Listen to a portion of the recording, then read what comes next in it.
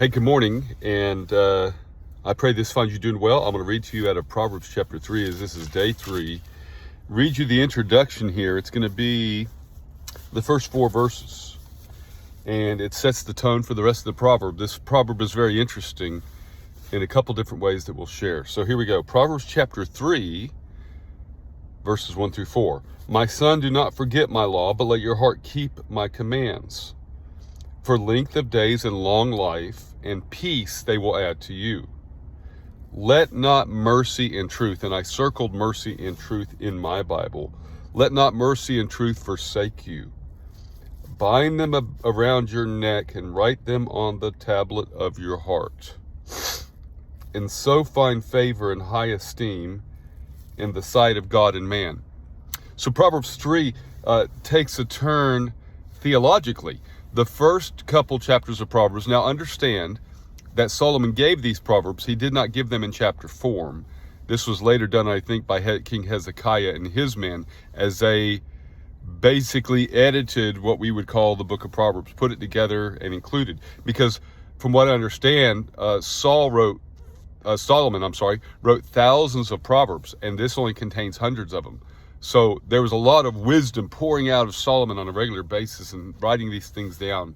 But these are the ones that God intended for us to be able to hear, see, know, and engage to live them out, to have a life that reflects the very wisdom of God. And so he's saying, man, keep these. Don't just let it go in one ear and out the other. That's the first part. He says, keep them. Write them down. Write them on your heart, right?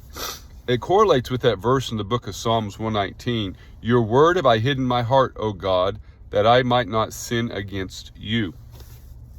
So he says, mercy and truth. I love the fact that it says, let not mercy and truth forsake you. And then he says, bind them to your very soul. It reminds me of the book of John when it describes Jesus. I believe it's John 1:14, that he was full of grace and truth. So there's a really cool correlation there. 3 things I found, though, in these first, one big picture thing I found in the first 10 verses. He directly references God as either God or the Lord 7 times in these first 10 verses. He only directly references God 4 to 5 times in the first 2 chapters.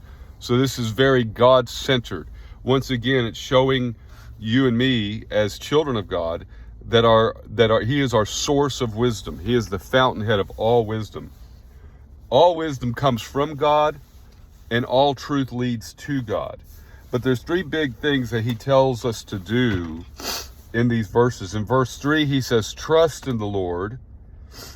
In verse 5, trust in the Lord. Verse 7, fear the Lord. And verse 9, honor the Lord. Now, if we were to spend the rest of today seeking to trust the Lord, fear the Lord, and honor the Lord in every aspect of our life, imagine the life change that would be taking place if we kept those 3 things as frontlets before our eyes, as we centered our focus and our attention on trusting him, fearing him, and honoring him. This trio of thoughts together, bringing us into a place where we're living righteously, and we're living honestly, and we're living humbly before God. Now, in verses 27 to the end of the chapter, verses 27 through 35, he then begins to speak relationally on how we interact with needy people, our very neighbors, those that are doing us wrong, and those that are just wicked in the way they live their life. How we should act and interact with these types of people that are part of our life experience. So it's just a neat little proverb. One of the most famous verses, of course, trust in the Lord with all your heart. Do not lean into your own understanding. In all your ways acknowledge God. He will direct your paths.